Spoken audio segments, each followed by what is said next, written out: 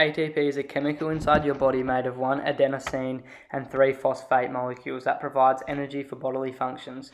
Muscles require energy to contract, and the energy systems in the body convert chemical energy into mechanical energy through ATP. The three main energy systems are: Number 1, lactic acid system. This provides energy for short bursts of high intensity activity from the 6 to 10 second range. Number 2, ATP-PC system. Gives immediate energy for maximal efforts such as sprints of 6 to 10 seconds. And 3, aerobic system powers long duration activities using oxygen to break down glycogen as fuel.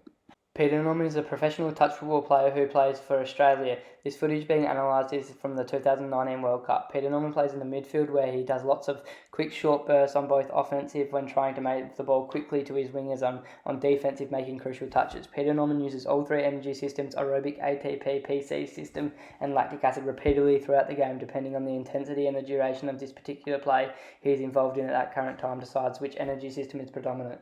Together they all play such an important role and contribute so much, and are the reason Peter Norman played the way he did in this World Cup. Pre-game and at the beginning of the game, Peter Norman starts off in an aerobic state. The reasoning behind this is that his body at this time can supply him enough oxygen to meet his demands. Norman is only doing low intensity exercise such as walking while he's waiting for the siren to go for the beginning of the game. Once the first whistle is sound, the exercise period starts. Norman quickly transitions into anaerobic pathways, entering the oxygen deficit phase. This is the next stage, which follows cardiovascular exercises, involved heightened oxygen consumption, and serves as a crucial recovery period.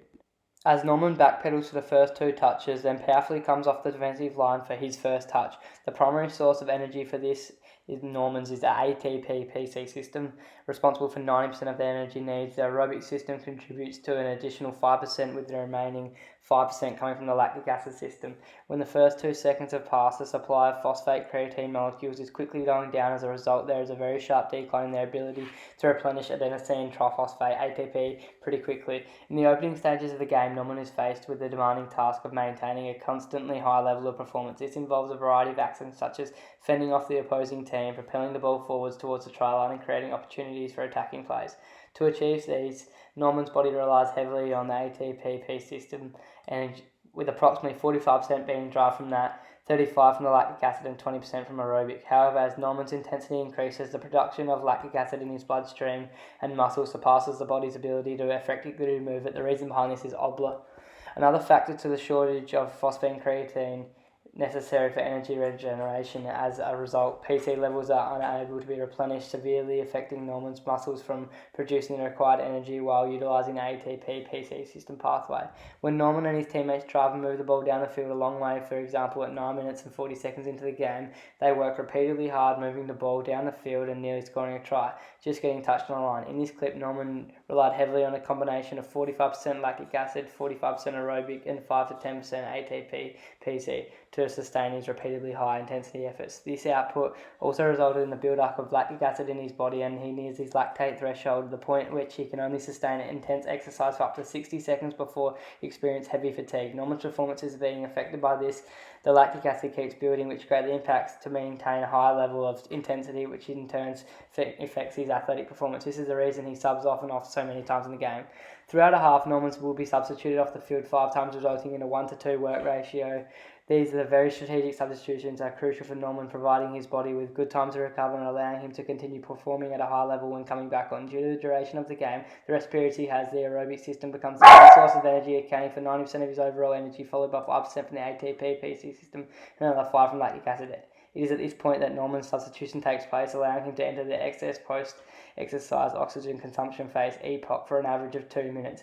This process ensures that Norman's body is able to fully recover and prepare for his next sub-on so he can play his best and be ready for this. Shaun Francis is one of 3 wingmen in the Australian team. Like Norman, Francis starts the game in an aerobic state because he has enough oxygen to meet his demands of the exercise. However, Francis is positioned outside of the links at the beginning of the game. When the whistle blows, he must use his vision to stop a try from opposing team, similar to the middle play. This requires him to shift into aerobic pathways because his body enters an oxygen deficit phase, causing his body to rely mostly on ATP, PC with 90%, lactic acid 5% and aerobic 5%.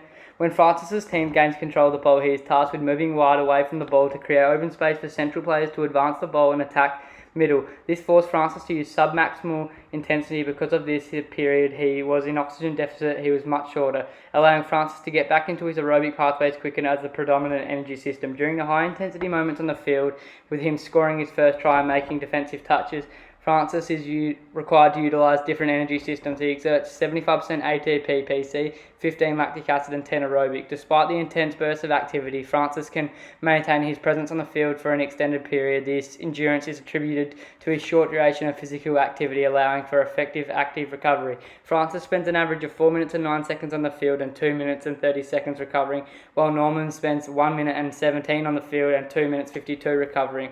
3 out of the 14 players in the squad play as wingers. Therefore, Francis alternates with these wingers in a 2-to-1 work ratio. This means Francis switches positions 4 times during each half. In a way, he doesn't have the same opportunity Norman to make the dynamic and destructive moves. He is sometimes out of the play and cannot work at maximum intensity for lots of short periods before being substituted off the field, but when it is his time to make maximum intensity majority of the time. Since the wing is mostly involved in moving the ball up the field while the middle and link positions act as replacements, Francis doesn't need to rely heavily on lactic acid energy system. Usually the lactic acid is the main source for the players in the middle position, while the aerobic and ATP PC systems are more important for players in the wing. As a result, Francis's epoch recovery time is significantly shorter compared to Norman's. The length of an athlete's epoch and recovery phase demands the amount of time they spend on the field and the intensity of their play. To enhance my understanding of the interaction of energy systems in touch football, I participated in an informal game during our PE class. I played one touch football match consisting of 2 11-minute halves to ensure that every student had the chance to play different positions, wing and middle.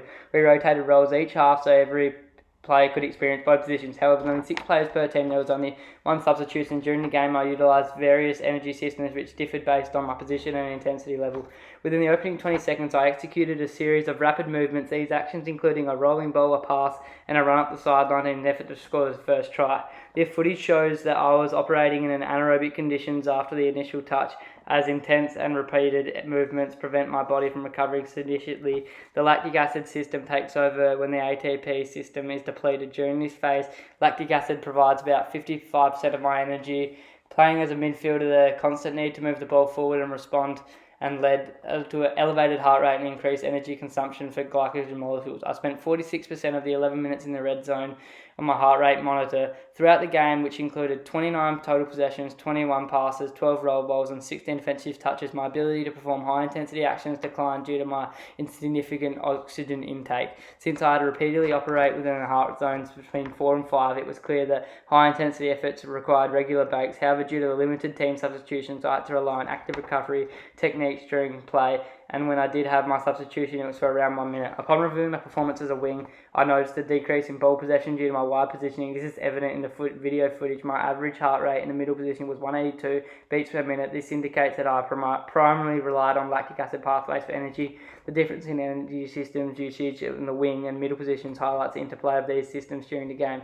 In the wing position, I primarily relied on ATP PC system and anaerobic energy. My heart rate averaged from 161 beats per minute, showing that the middle position demands more higher sustained energy levels. This is supported by my statistics, which indicate that I performed significantly worse as a wing compared to a middle.